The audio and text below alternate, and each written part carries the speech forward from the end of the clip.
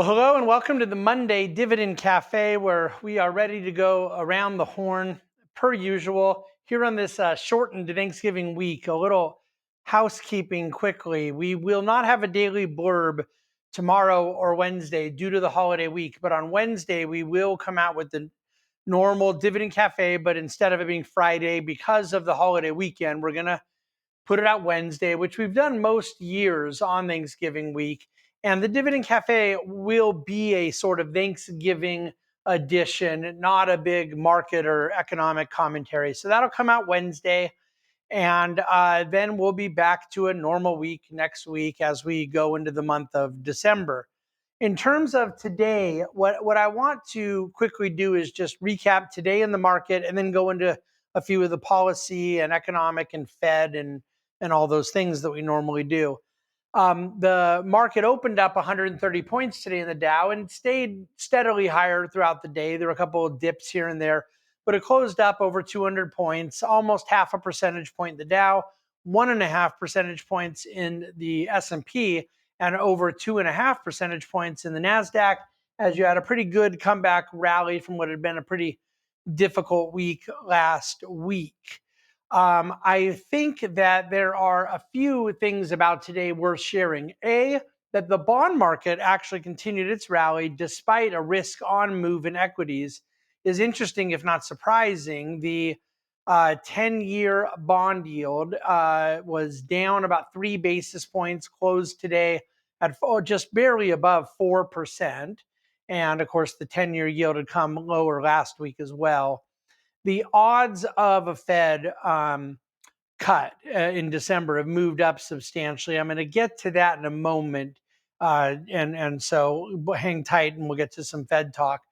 As far as other things about the market today, communication services, there's a link in Dividend Cafe, but Google was the huge reason why, and it was the number one performing sector today, up 3.9% on the day, with about half of that gain incrementally coming from Google. The worst performing sector of the day was consumer staples, which, again, the defensives sold off, having rallied so much last week. Consumer staples were down 1.3%. I would point out that with the recent sell-off in certain risk assets, and keep in mind, you have less credible risk assets like Bitcoin that were down over 30%. You have some of the private equity asset managers down 15%. You have the AI CapEx type names down 12%. But even then, the S&P 500 is only down from its high going into today, 5.5%. Not a ton. But high yield credit spreads have widened. They reached about 306 basis points this morning.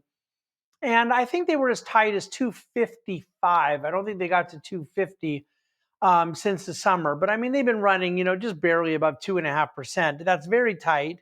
And at 3% wide, again, we're talking about the spread between high yield credit and comparable treasury, which would be a risk-free rate. You're not talking about a ton, but 3 is wider than 2.5. So you've seen a directional change in risk in that sense, but still nothing very substantial. All right, in terms of other market stuff today, one thing I'd point out is about the Nvidia deal, which we spent so much time talking about last week. It had basically gone up 5% on Thursday in the aftermath of its release of results. It then gave all that back and then some. And we talked about that last week. But you're talking about 15% drop from its peak to its trough. And the most important thing that people who've been trying to express caution or concern here, like myself, need to say is that with this particular company, none of it has been related to declining fundamentals. It has all been because of the excessive valuation. So we're not dealing with, fundamentals are great, so the stock's fine, where you get like a disconnect between value and price, and therefore, that's kind of like a classic value situation. But nor do you have a price deterioration coming from fundamental deterioration. You do have here something that's very difficult for bulls to become convinced otherwise on, which is just present valuation issues. Now, the rate of growth declining, the current valuation, a declining rate of growth in the future, is that warranted? Is the valuation warranted with some of these conditions? All those things are legitimate questions. What the hyperscalers are going to end up doing is a legitimate question. But what I would propose is that the far more important issue is whether or not the risk embedded in those unknowns justifies the price action. And that one I find hard to answer affirmatively. Um, Now, 15% a name like Nvidia, and then you look at things that I consider to be legit shiny objects that are not fundamental stories. My critique of Nvidia valuation is different than critiquing the revenue and profit growth that has clearly been monumental. But you look at a company like MicroStrategy, which is essentially, let's buy Bitcoin by issuing new stock, and then the Bitcoin, when we hold it, is worth more than the underlying price. So then we use that to issue more stock, to buy more Bitcoin, to issue more stock, to buy more Bitcoin, rinse and repeat. And again, if you're thinking that sounds like a certain type of, shall we say, scheme out there, you're thinking rationally. But that stock is now down 67%, and it had gotten added to the S&P 500. So those are things that I think you can categorically classify much differently than some of the other AI CapEx or Mag 7 excess valuation names from stories like this that I have a very hard time even talking about with a straight face. Okay, high yield we did. Friday's rally, 10-1, advanced to decline. Um, Very, very substantial move in some of those technicals. Speaking of which, like a sector like healthcare that have been way out of favor, 98.2%. If you look at the S&P 1500, which covers small, mid, large cap, 98.2% of healthcare companies up in that advanced decline. So certain internal breadth things interesting that are different than what we had seen before. So moving around the horn now, in terms of top news stories, there's no question this deal being proposed for Russia, Ukraine to come to a settlement that doesn't look like Europe is anywhere near on board. And I will be utterly shocked if Ukraine comes around to any part of this, is getting a lot of the attention. It's probably the biggest legit non-market news story. And we're told that there's a few more days for Ukraine to reply. And then we're told that there may be adjustments to the plan. And so there's a lot of on again, off again stuff going on here. But that will maybe be a story that will have more of a conclusion to it by the end of the week.